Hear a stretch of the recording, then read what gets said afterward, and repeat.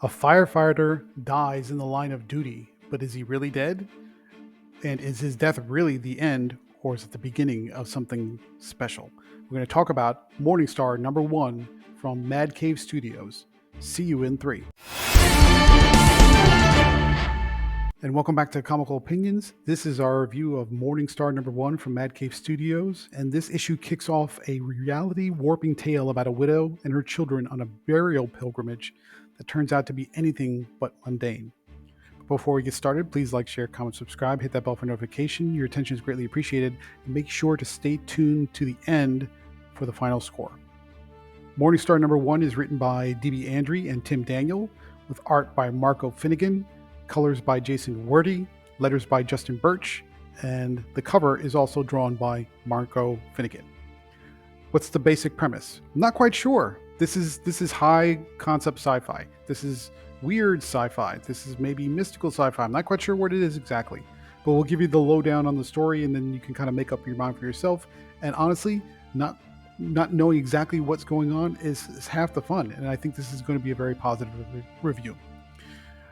Morningstar takes place in 1956 Montana. There's a forest fire. We have Nate and his group of firefighters trying to enter the area to try and put out the fire, do all the things that firefighters do when you have a forest fire. But he encounters something very strange.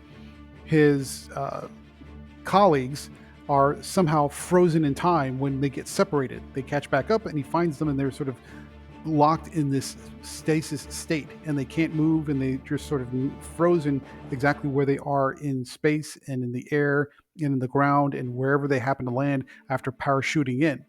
They're completely frozen. And he doesn't know what's going on. He's very confused. His running mate who is with him, a gentleman by the name of Leo, is also surprised. Leo starts coughing. He's overcome by fumes or something that's in the air. I'm not quite sure exactly what. And then Leo freezes. And then before you know it, Nate is frozen. Switch to a few weeks, possibly even a few months later, we catch up with Jolene Garrett, who is Nate's wife, and his children who are struggling to adapt with their new status quo without having a father. They believe he's dead. They have an urn on the mantle, although there's technically speaking nothing in the urn, but they have moved on with life because they have been told that their father died in the forest fire doing his duty, which is a good thing. They are currently planning a trip out to the forest to bury the urn as part of basically a way of putting closure on that part of their life and moving forward, accepting the grief and moving on. We see through conversations with Jolene and Jenna, her sister, that there is some family contention, especially with their grandmother, who is partly funding Jenna, who's Jolene's sister, and also the grandmother desperately wants to have the family move back to Connecticut since they moved out to Montana at the behest of the father, who is now presumably deceased, Nathan. And now that's creating some turmoil, some conflict, some family drama. But Jolene is steadfast that now they're in Montana. This is their home. This is where they stay. But they leave to go out to the forest on this pilgrimage, if you will, to bury the urn or bury the ashes or whatever is in the urn that substitutes for ashes. And when they get out there, we learn through the son, who is kind of prone to over imagination, is sort of disconnected from the world a little bit. And it's not necessarily stated outright that he might have some emotional problems or mental problems, but there's some implication that possibly that is the case. But when he gets out to the forest and they take in the beauty and take all the surroundings and they take in everything that's going on around them to just try and find some peace to move on with their grief during the night, while everybody's sleeping, the boy, his name is Charlie, gets up and he sees his father moving towards him in sort of an ethereal, sort of star enhanced, sparkly state, as though whatever happened to him in the beginning during the forest fire, maybe he didn't quite die. Or maybe he transitioned, and who knows what's going on. But regardless what happened, it's weird and it's out there and it's kind of dreamy and ethereal, which I think is the tone and the atmosphere that Andre, Daniel, and Finnegan were going for. What do we like about Morningstar #1? The character development and the relationship development, especially between Jolene and her sister Jenna, is excellent. You want family drama, you get a really well written slice of family drama and angst and conflict that you would expect that between a family where the matriarch or the grandmother, who isn't present but is talked about, really has an imposing presence upon how the sisters treat each other, and how the one sister treats her niece and nephew, and all the drama that goes along with it. Now, it's not all drama. You definitely get some weird sci-fi element or some kind of supernatural element, possibly, about the father who may or may not be dead, who may or may not be coming back at the call, or trying to reach out to his family now that they've entered the forest near where he supposedly died. And it creates this whole sort of weirdly emotionally deep setup about what do we think about grief? What does it mean to let go of your loved ones? What does it mean to hold on to them? And how that all interplays with each other within the background of some kind of supernatural or science fiction type of setup. So that's a lot of good stuff right there. We came into this issue cold, didn't know what to expect, and we were pleasantly surprised. On the downside, what didn't we like? This is definitely a slow burn type of story, at least so far. It may pick up in the future issues, but if you wanted something to really grab you, to say you've got to read this, you've got to hang on, there's no way you could turn away from this.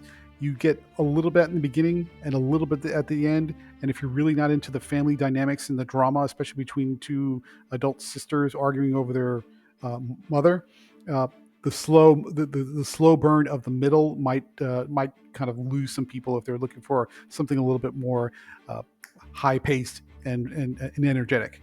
This is a slow burn to start. That's not bad. It's just, if you want something to grab you, it doesn't quite grab you until you get to that last page. And then even when you're at the last page, you sort of almost don't know what you're looking at because you're seeing it through the eyes of the boy, Charlie.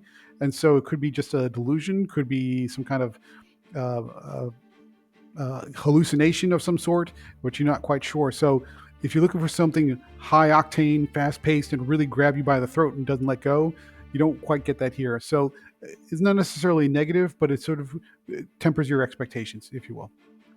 What do you think about the art? So we have Marco Finnegan, who we've encountered before many times. This is prime Marco Finnegan art. It looks great. The sort of mid-century style designs are perfect for Marco Finnegan style, because this is taking place during the 1950s. So everything about his style completely works for this issue. The costumes look great. They look very period specific and very on point. The cars, even the toys that Charlie's playing with, because he's got some toys with him like a ray gun and comic books and those sort of things, they all fit within that time space. So you really feel like you're drawn into that period of history, which is exactly how it should be if you're trying to do a period piece. So that works. Final thoughts. What do we think about Morningstar #1? This was a surprising issue. Didn't know what it was going in. Didn't really give it much thought, but pleasantly surprised. It's got a lot of emotional depth. There's definitely high intrigue with the state of the father, or the patriarch of the family, as far as, is he really dead or not, and a lot of mystery and anticipation for what's going to understand what happens next. On the downside, this is a slow burn. It does get going, and it's not necessarily slow in a negative way, but it's taking its time to build up. So if you're looking for something energetic that's going to really grab you with a strong hook, the hook is very soft. But there's enough intrigue to, I think, compensate for that. Therefore, we're going to give Morningstar #1 from Mad Cave Studios a solid 9 out of 10. And I think that's a deserved score. What do you think about sort of whimsical, supernatural type sci-fi, where you're not quite sure what's happening and it's sort of a dreamlike state, or when things are, or reality is uncertain? Do you like those kind of stories, or do you prefer your science fiction or supernatural stories to be a little bit more in your face and grounded? Depends on what you like. But we want to know your opinion about these things. So let us know in the comments section. Otherwise, thank you very much for joining, and please stay tuned through the outro for the next review.